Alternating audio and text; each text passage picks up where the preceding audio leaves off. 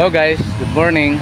Narito po tayo sa Senior Valentin Integrated Farm at titingnan po natin yung ating mga kasama dahil sila ay yan po yung group ng San Antonio Coconut Farmers Organization sa Bayan ng Kalayaan na nag-prepare sila ng pagtataniman ng ating mga gulay dahil kasali sila doon sa niyugan gulayan sa ilalim ng ating niyugan program ng Philippine Coconut Authority na Baranggulayan.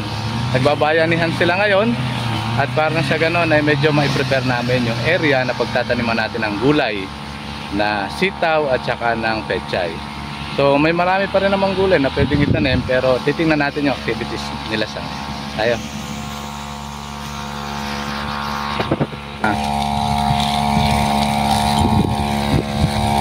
Nagagawa?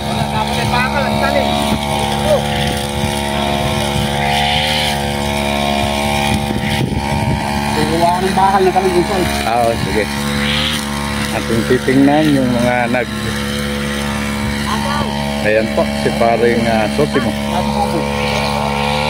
Si Pangulong Albino, ayan.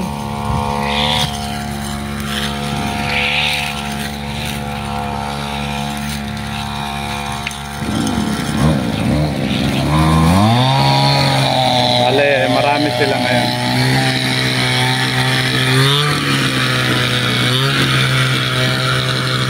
Ayan si Parang Toto, yung ating former president itong nakaraan. Sila pa yung mga leader natin na nagpapatupad ng gulayan sa ating niyugan. So nag-uumpisa pa lang sila sa ngayon.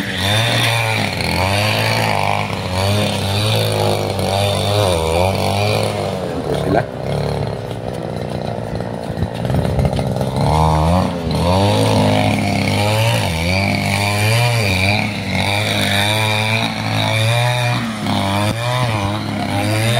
hindi po siya sa tupad ha, ito po ay sa ating San Antonio Coconut Farmers Organization kasama sa gulayan sa ilalim ng ating niyugan.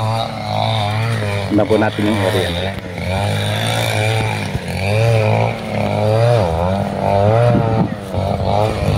At meron pa po dito sa kabila.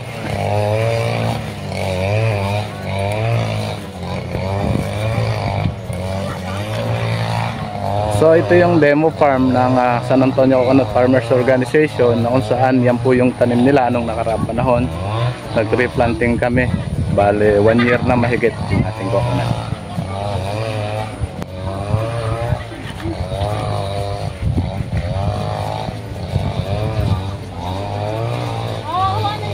Yan po yung kanilang tataniman ng gulayan sa ilalim ng niyugan. Yan po.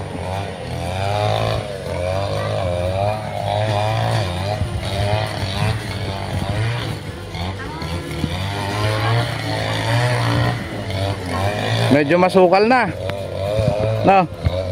Napakasukal. Papamawer natin nga eh. So ayan po yan.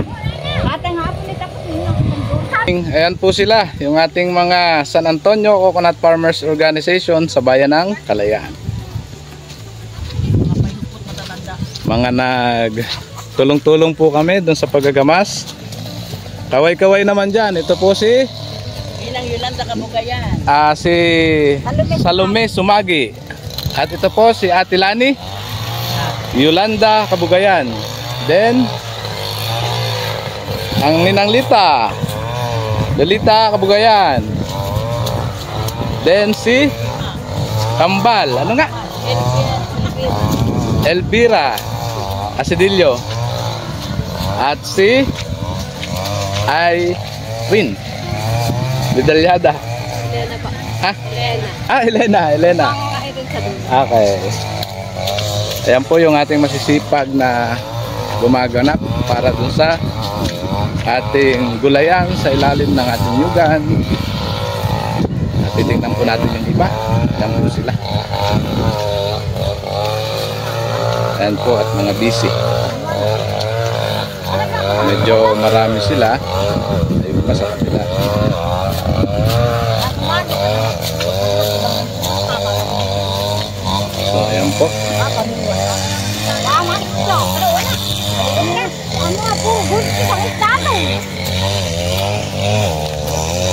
Meron po tayong kasamahan na 6 dun sa may bahay. Then dito 6, 7, 8, 9, 10, 11, 12, 13, 14, 15, 16, 17, 18, 19, 20 po sila ngayon. Pero may mga darating pa po kaming kasama. Ito po yung isang area na paglalagyan daw nila ng yan ng pechay. Ayan po.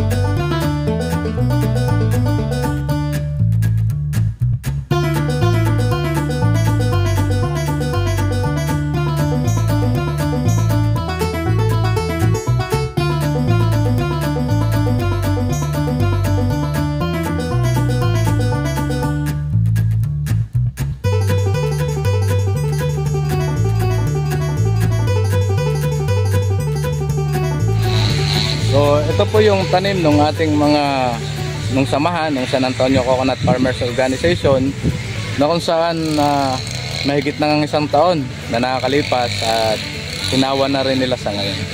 So ipapakita natin na yung ating mga kasama ay may activities na ginagawa dahil nagpe-prepare sila nung kanilang pagtataniman. So pupunan natin sila. Ayan po, medyo namawer na nila itong lugar na to. Then ayan, tuloy pa ng pagmamawer. Meron pang isa pa yung mawer doon. Dadakot naman yun. Pupuntahan po natin yung isang nagkakalaykay. May mga darating pa po kaming membro, no? Bali sila ay 20 ngayon, pero may mga member pa na darating para tumulong dito sa isa nasagamang activities sa Senior Valentin. So medyo lupa na siya. Maganda na yung ipapatraktor para sa ganun malinis na malinis, dahil gagamitin natin dito yung tinatawag na good agricultural practices sa pagtatanim ng pechay. Ayan po yung ating Pangulo rin, nakaraan natin Pangulo na walang iba kundi si Ginoong Chodolfo Panisa. Siya po yung nagkakalaykay ng mga minawer. So pare, kaway dyan pare. Ayan po, si paring Toto Chodolfo Panisa. Siya po yung nagkakalaykay. Ito na po, medyo naglagay lang ng gasolina yung ating membro. Ayan, si Albino Balvin ng grupo ng San Antonio Coconut Farmers Organization. Ito po yung ating gulayan sa ilalim ng ating yugan. Pechay po ang ilalagay nila.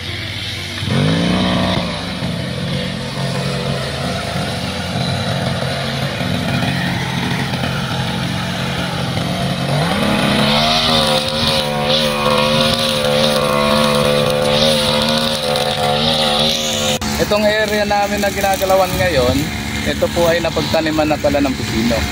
So may makikita pa tayong pipino. Ayan o, medyo maliliit na lang. Meron pa siyang pipino. So ibig sabihin, tinamnan siya ng pipino nung nakaraan, at ngayon ang plano namang ilagay ay pechay. Kaya lang, kailangan natin magdagdag ng agri-inputs, organic fertilizer, then chicken manure. Then siguro lalagyan din po namin ito ng tinadtad na bunot para sa ganun lalong ma-improve yung ating soil fertility. Kasi medyo napahingaman yung ating lupa, pero panahon pa lang, kaya gagawin natin ay kailangan nating maglagay ng other extra inputs para sa ganun ay mas magmanda yung ating pagkain. Na-practice din po namin dito yung good agricultural practices na natutunan namin sa aming mga training mula sa Department of Agriculture sa pangunguna ng Philippine Coconut Authority. So yun lamang, maraming salamat at papakita ko sa inyo mamaya yung activity na ginagawa ng ating mga kasama.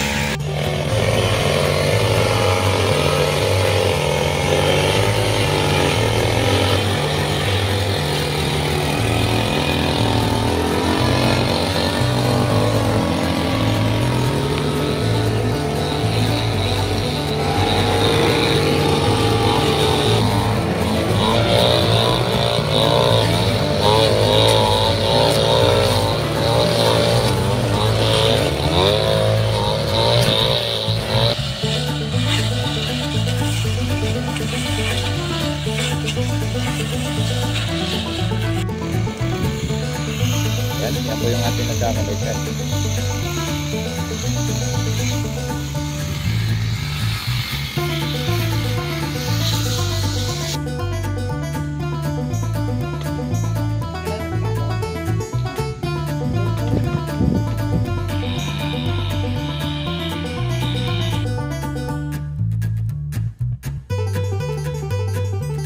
Yan po yung naka-assign sa pagluluto ng San Antonio Coconut Farmers Organization, si Ate Lani Kabugayan, Yolanda Kabugayan. Napakasarap ng aming merienda. May ginataan. Ginataan na Kamuting kahoy. kamoteng kahoy. Produkto Ayan. ng ating Produkto na rin ng aming samahan ng San Antonio Coconut Farmers Organization. Organic na organic dahil ang ating merienda ay ginatang kamote. So ayan sila. Ang sarap daw. Ginatang kamote with kape. Ang sarap ng higop. Hindi ba higop po lang tasa? Ay wala daw tasa. Eh bao. Ayan yung mga grupo natin. At meron po dito nagsusulong isa. Aktong-akto.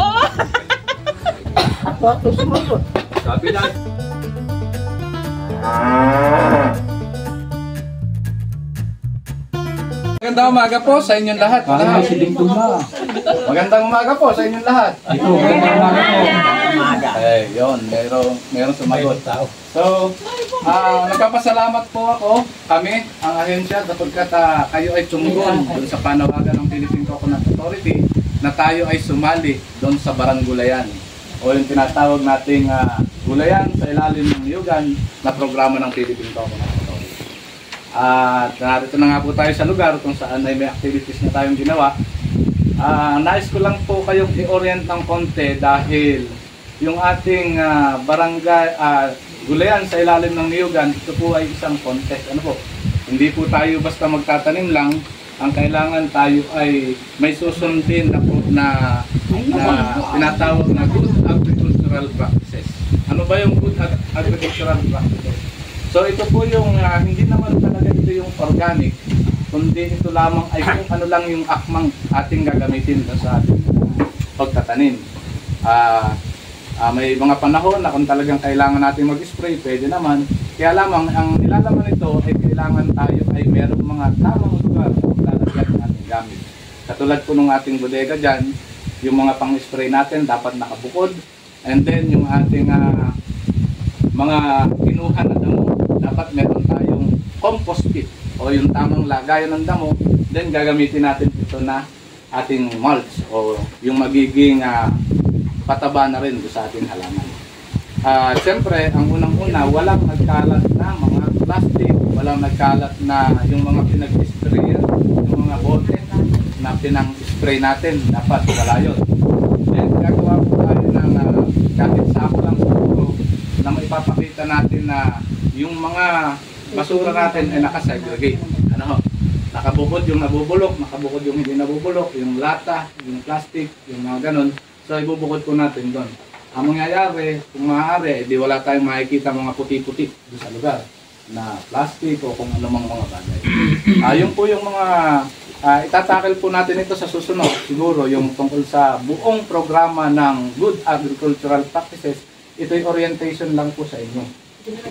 Buti na lang, meron tayong isang lugar na katulad nito, siyempre, kahit paano meron tayong silungan, then nagre-require yung ating Good Agricultural Practices ng isang isang lugar na may bashing area. Para sa ganon ay makakapaghugas tayo ng ating mga ginamit sa ating farm.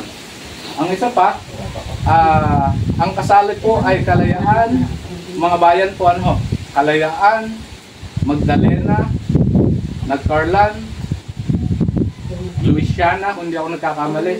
Meron po sa parang tayo po 7 bayan lang sa lalawigan ng Laguna na kasali. So, kaya katulad po ng nabanggit ko nung nakaraan, dapat tayo kaya tayo sumali ay para tayo ay manalo. Ano? So, yung ating premyo na alam ko namang makukuha natin, 25,000, nabanggit ko na sa inyo, yung cash prize. Then, yung 100,000 agri-inputs, kung ano po yung ibibigay sa atin ng agri-inputs, sana ay pwedeng tayong humiling. Parang sa ganun ay di yung ibibigay, kung ano talaga yung kailangan natin, yun yung ating hihilingin sa kanila. Sana ganun, ano.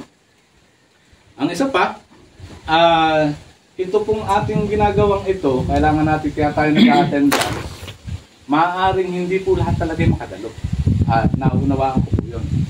Then, ito ay nangangailangan talaga ng kalinga yung ating halaman, kaya ibibigay ko po sa inyo kung paano yung paraan ng mapapagkasunduan ng grupo na paano yung scheduling kung sakali na pwede namang ang hanapin natin, siyempre yung pinakamagaan sa inyo. Kayo na po yung magbigay ng task sa bawat tao kung sino po yung halimbawa, yung araw ng gano'n ay pwedeng din kahit kalahating araw lang, kahit kung ano man yung monitoring, para sa gano'n makita natin. Siyempre ako naman tutulong din. Ang isa pa, dahil yung ating halamanan, ang mangyayari, hahawanin natin, samantalang ang ating itatanim ay petchay, ay ang iniisip ko po ay paano ba dadagdagan yung ating income. Kasi wala namang limitasyon pag sa income ang pinag-uusapan. Kasi pag nagpa-tractor tayo, may gastos doon, yung agri-inputs, yung mga input na inilagay natin, o anumang fertilizer, sana'y mapakinabangan pa ng iba. Dahil ayon po doon sa nabanggit kanina ni Pangulo, 30 days lang, possible kumarvest na tayo ng petchay. Sayang naman yung hawa natin kung hindi natin lalagyan pa ng iba na pananim. At inaasahan po natin na tayo'y kumita dito talaga. Dahil yung po yung inumulat sa atin na makita, maging maganda yung resulta ng ating ginawa, parang sa ganun, i-duplicate po ninyo sa inyo. Ganun pala yung maganda, ganun yung gagawin ko. Kaya po tayo ay namigay din ng ating mga vegetable seeds na pakbet. Kaya tayo namigay nung nakaraan, ay ito po ay maging model sana. Ano po? At nagpapasalamat po ako, nais ko rin for the record ito, na itong lugar ay ito na po yung parang itinalaga natin na demo farm natin. Ano? At dito na rin, kayo na rin po yung nagtanim ng mga niyog na natin nananadwian. Kaya kumbaga, iniisip ko po na ating itap ngayon ang ating ang LGU tungkol doon sa bagay na yon. Kasi iba po yung makikita na may pwersa tayo, invite natin sila Maulisa, may isang activities o kaya isang araw, tap natin ang barangay, para sa ganun alam na merong nag-i-exist na grupo. Ano po? Dahil sa totoo lang, ang hanap ng mga yan ay yung farmer na mga katulad natin. Hindi po tayo dapat nabubukod bilang tayo ay mga magniliyog, bilang tayo mga kaunang farmer. Dapat sana ay maging kaisa kayo sa programa ng ating samahan ng bayan. So yun po yung nais kong may-ano sa inyo, mai-share sa inyo. At para na sa ganun, magkaroon tayo ng isang kaisipan na katulad sino pa yung nasa barangay official natin na maaari nating makasama, maaari nating makapagbigay ng advice sa atin, kung mag-ilit tayo kung saan tayo mabibigyan ng tulong. Bagamat ito'y pinapalakas natin sa panahon ngayon, kailangan pa po natin ng tulong. Pero after na tayo matulungan, siyempre, sisikapin natin na dapat kaya na natin tumindig ng sa sarili natin bilang grupo. So yun po yung aking laging binabanggit sa inyo. Kaya siguro, yun lang, kung tungkol po naman dun sa barangay natin, ay magkakaroon po ng pagbibisita. Yung nabanggit ko nung nakaraan na meron tayong criteria for judging, na yun lang yung ang number 1 natin, paggamit tayo ng good agricultural practices. Pangalawa, ay maipakita natin na yung ating halaman ay maganda. At saka Siyempre malinis at dahil ito yung model nga, demonstration farm ng Barangay San Antonio na rin, ng San Antonio Coconut Farmers Organization, and then yung production natin ay maayos.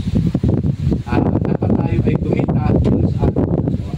Kaya nga po, katulad nung nabanggit ko kanina, dahil gusto nating ma-maximize yung ating tatanim ng pechay, possible yung lahat ng gilid niya, pwedeng lagyan natin ng okra.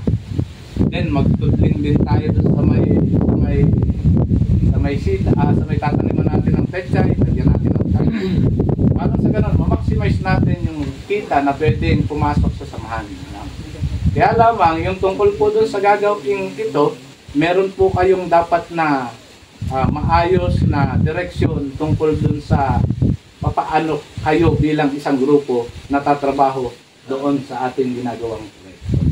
So siguro iiwan ko po sa inyo sa pamamagitan po siguro ni Pangulo, dahil yan ay mga ngailangan ng panahon. Hindi naman pwedeng linggo-linggo lang saka tayo pupunta na po. Ay di at least merong schedule nung ganong araw, every other day man lang, paano sa ganon nakikita at na monitor natin yung ating mga tanim. Siguro yun lamang, maraming salamat and happy farming.